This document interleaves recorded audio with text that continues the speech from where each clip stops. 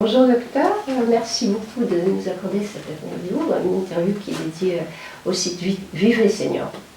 Donc Vive les seniors, l'objectif c'est de rendre aux seniors la possibilité d'avoir une santé maximale, puisque c'est vraiment la solution pour vivre sereinement cette étape de la vie. Aujourd'hui, nous nous intéressons à une maladie qui n'est pas très rigolote, et il y en a deux parmi cette catégorie.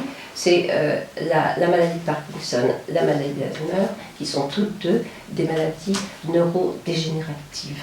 L'autre sujet, c'est la maladie de Parkinson, et peut-être pouvez-vous nous dire si c'est une maladie qui est vraiment une maladie qui s'adresse aux seniors.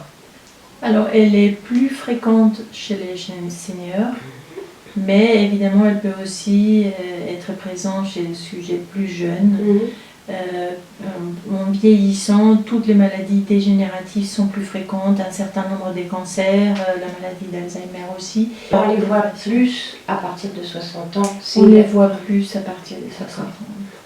Et vous ne soignez que, enfin votre sujet c'est la maladie de Parkinson. Oui, aujourd'hui, je soigne un peu tout, mais je suis un peu spécialisée en maladie de Parkinson. Docteur, on voudrait maintenant savoir évidemment les causes de cette maladie. On ne connaît pas les causes de cette maladie. On sait qu'elle est, comme on appelle aujourd'hui, multifactorielle. Il y a probablement plusieurs facteurs. On sait un lien cause à effet a été trouvé et démontré, ce sont les pesticides. C'est une maladie reconnue professionnelle chez les agriculteurs. Donc il y a c'est acté. Après il y a une prédisposition génétique. C'est vrai qu'il y a dans les familles dans lesquelles il y a eu des maladies neurodégénératives comme celle-ci, les patients peuvent être prédisposés sans qu'on ait trouvé un gène en particulier. Et après il y a un pourcentage très petit, des 10% des patients qui sont génétiques. Et ce type de maladie elle est plus fréquente par exemple chez certaines populations qui ont l'habitude de rester entre eux, de se marier entre eux par exemple. Ah oui, de consanguinité. Oui, il est beaucoup plus fréquent par exemple au Maghreb, dans certaines communautés.